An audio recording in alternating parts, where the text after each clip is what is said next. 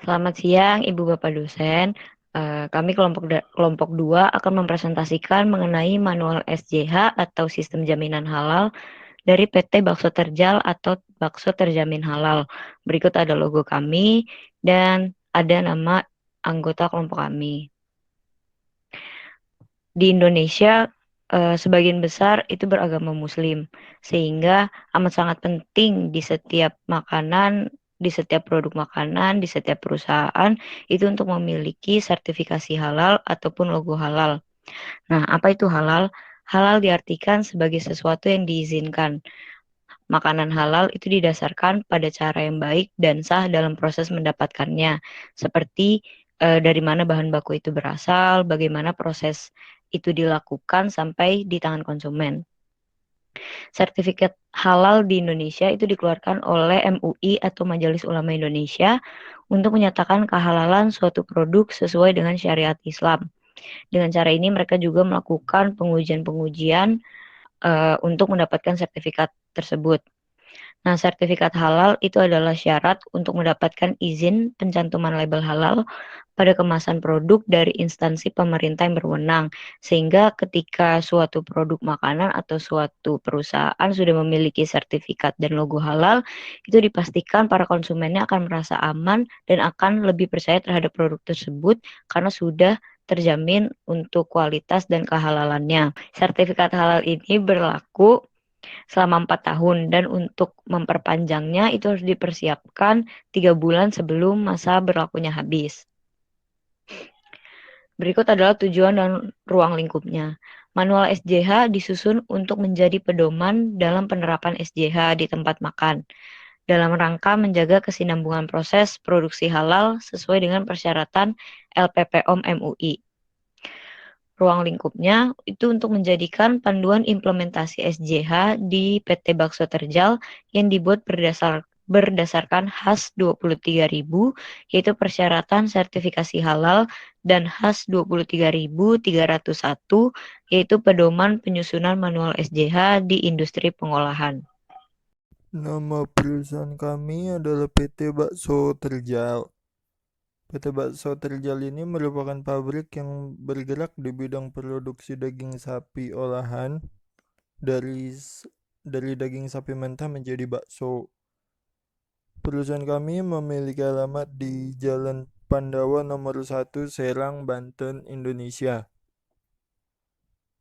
Perusahaan kami juga memiliki nomor telepon dan fax. Nomornya 0434765483. Email perusahaan kami baksoterjal@gmail.com. Pabrik perusahaan kami bernama Bakso Terjal. Alamatnya juga sama dengan alamat perusahaan kami. Kelompok produk kami adalah bakso frozen food dengan merek Bakso Terjal Frozen Food. Daerah pemasarannya ada di seluruh Indonesia dengan menggunakan sistem pemasaran retail. Berikut adalah tim SJH kami yang diketuai oleh Daniaka dan memiliki anggota Remadeo, Zona, Kabul, dan Dian.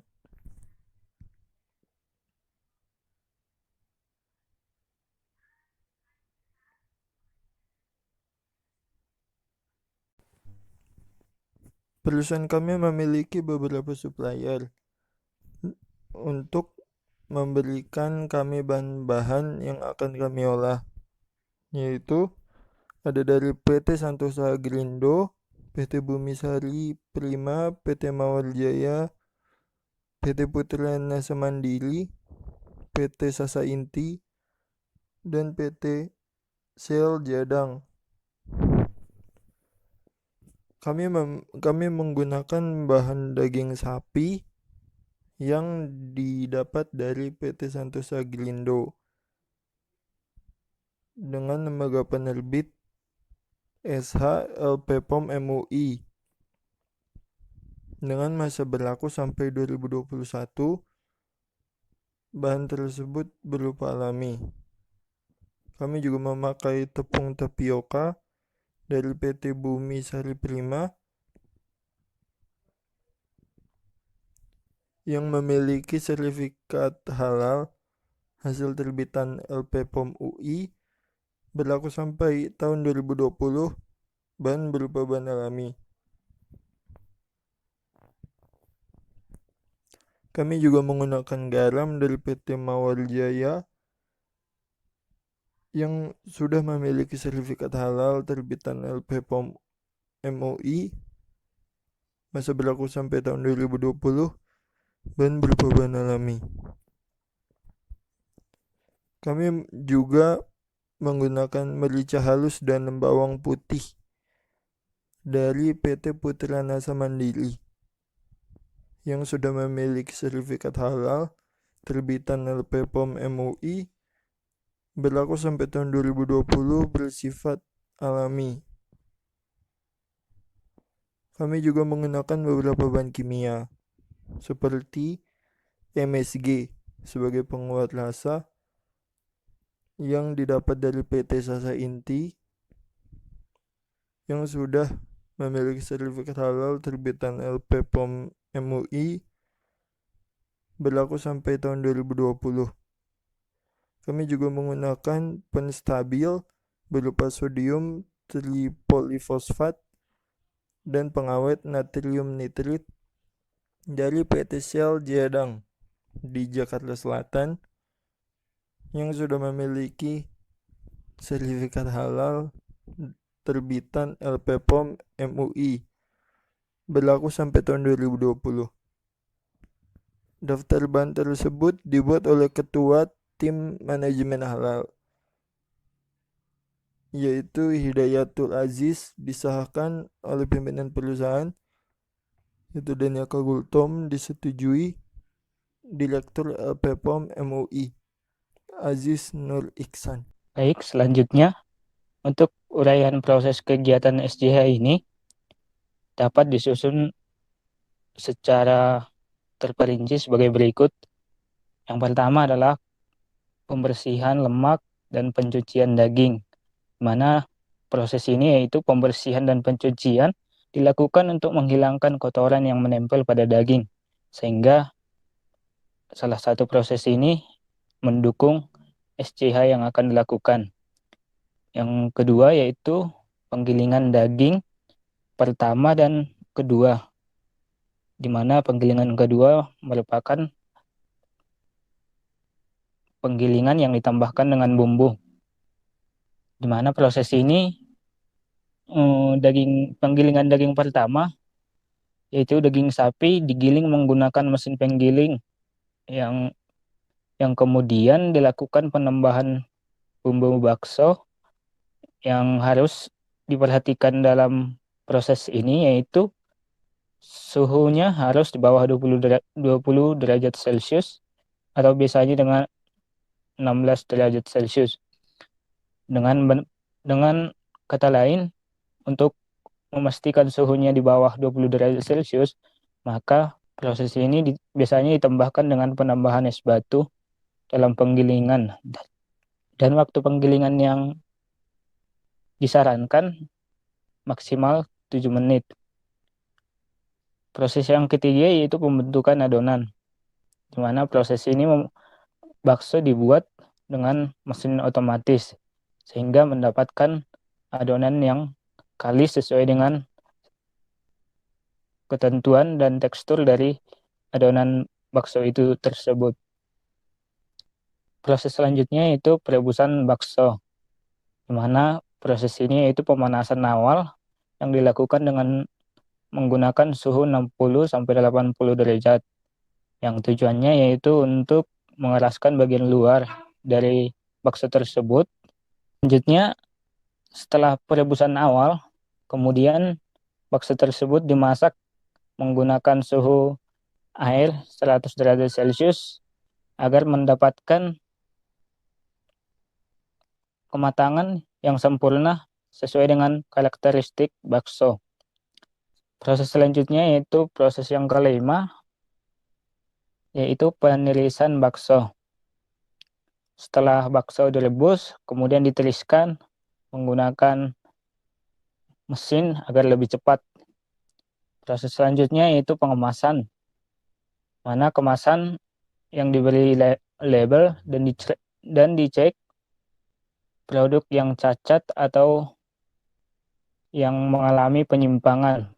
Dan kemudian setelah lolos dari pengujian tersebut, dikemas ke dalam kemasan yang cocok dengan produk ini.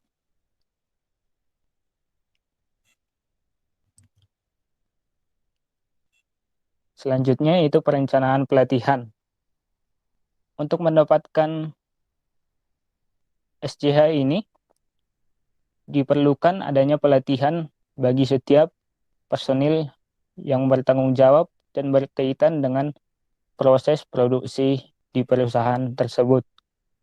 Mana perencanaan pelatihan tersebut harus dilakukan oleh setiap personil, mulai dari manajemen sampai tingkat paling bawah, yaitu operator yang melakukan proses produksi tersebut. Mana berikut kami tampilkan perencanaan pelatihan, di mana yang pertama yaitu pelatihan ketua tim manajemen halal. Yang pelatihannya yaitu oleh Badan Eksternal SCH dari LPPOM MUI. Kemudian pelatihan yang kedua oleh tim manajemen, yaitu tim manajemen halal yang dimana telah dilatih oleh ketua tim manajemen halal tersebut. Yang dapat dikatakan juga pelatihan ini pelatihan internal dari manajemen puncak dari sistem halal ini. Yang kemudian pelatihan yang ketiga yaitu pelatihan staf dan operator. Nah, tim manajemen halal kemudian melakukan pelatihan kepada staf bawahannya, yaitu di bagian staf dan operator. Nah, yaitu untuk menerapkan prinsip halal dan haram sesuai dengan ajaran agama Islam, serta tindakan pencegahannya di pabrik. Setelah pelatihan tersebut dilakukan, staf dan operator harus melakukan atau mengimplementasikan jaminan halal ini di produksinya dan di segala aspek dalam produksi bakso terjal ini.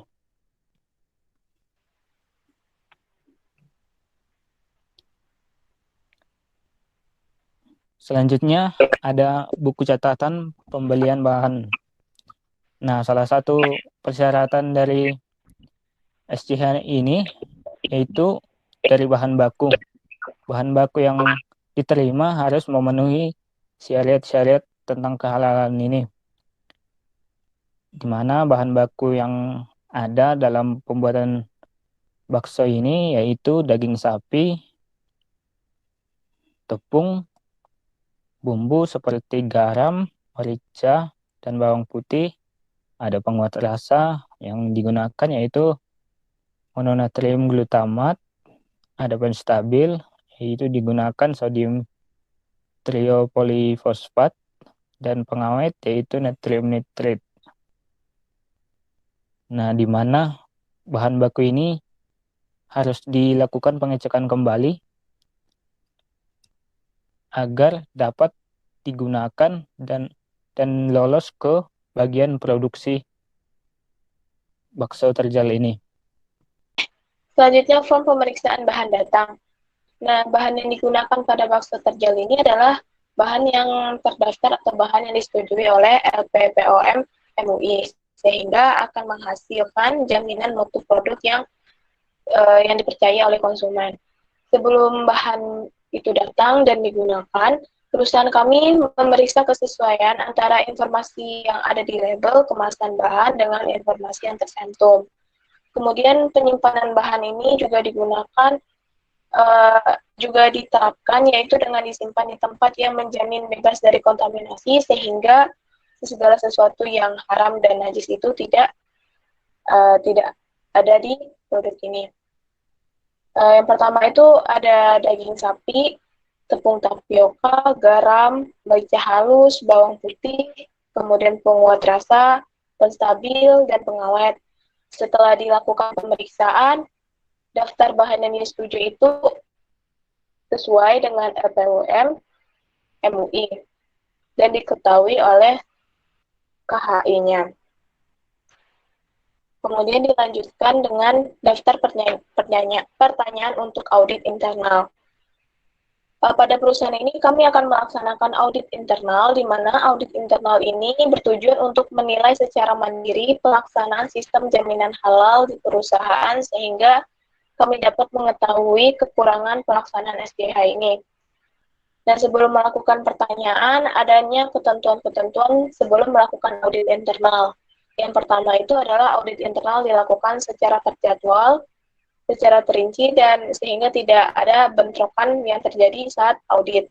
Kemudian ada ruang lingkup auditnya juga, lalu memberikan daftar pertanyaan sebagai berikut. Ada gambaran dari sini pertanyaannya. Kemudian juga nanti hasil audit ini akan disampaikan oleh pihak yang lebih bertanggung jawab terhadap setiap kegiatan yang diaudit. Kemudian jika ada kesalahan atau ketidaksesuaian dalam pelaksanaan SDH ini, maka kita akan melakukan tindakan koreksi.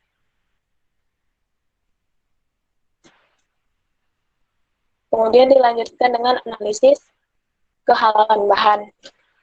Seperti yang kita tahu, bahan-bahan dalam proses pembuatan produk ini harus dijamin kehalalannya dari segi bahan bakunya terutamanya.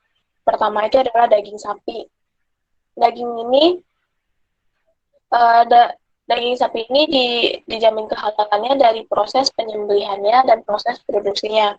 Dari proses penyembelihannya itu di mana bisa dikatakan halal apabila proses penyembelihannya ini menyebutkan nama Allah Subhanahu wa Ta'ala saat penyembelihan dan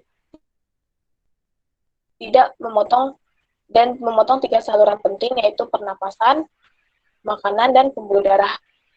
Kemudian pada saat pemingsanan pada sapi itu dilakukan dengan benar agar memenuhi aspek kesejahteraan hewan dan kehalalan bagi daging sapi yang akan dihasilkan nanti.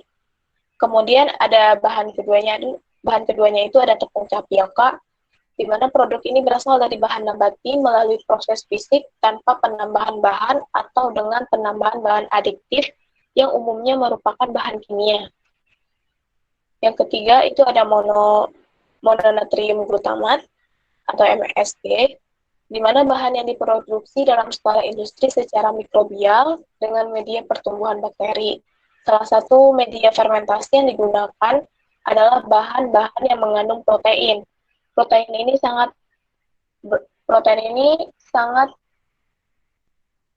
berasal dari bahan hewani atau bersinambungan dengan bahan saat proses pembuatannya. Kemudian ada sodium tripolifosfat dan natrium nitrat.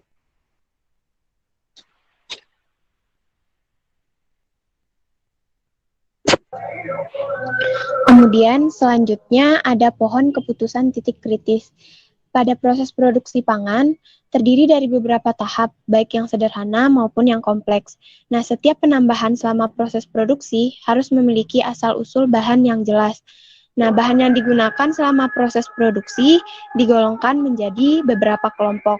Ada yang termasuk bahan tidak kritis dan bahan yang kritis. Kemudian kita lihat dari bahan hewani yang digunakan adalah daging sapi, di mana titik kritisnya itu adalah saat adanya pengolahan lanjutan ketika pemingsanan sapi dilakukan tidak dengan benar atau tidak sesuai dengan aspek kehalalan. Nah, kemudian bahan dapat dikatakan sebagai bahan yang tidak kritis jika bahan tersebut termasuk ke dalam bahan tambang atau galian, bahan kimia atau sintetis, bahan nabati yang tidak memerlukan proses lanjutan atau tanpa adanya penambahan bahan lain. Seperti kemudian kita lihat yang bahan tambahan pangan. Di bahan tambahan pangan ketika ada pengolahan, maka akan ada titik kritisnya, sedangkan saat tidak ada pengolahan disebut dengan kategori non titik kritis. Seperti MSG yang memiliki titik kritis pada proses produksi asam glutamat. Produksi glutamat dihasilkan dan diproduksi mikroba yang membutuhkan media fermentasi. Penggunaan media fermentasi haruslah berasal dari bahan halal. Sekian presentasi dari kami. Jika ada kekurangan dan kesalahan mohon dimaafkan. Assalamualaikum warahmatullahi wabarakatuh.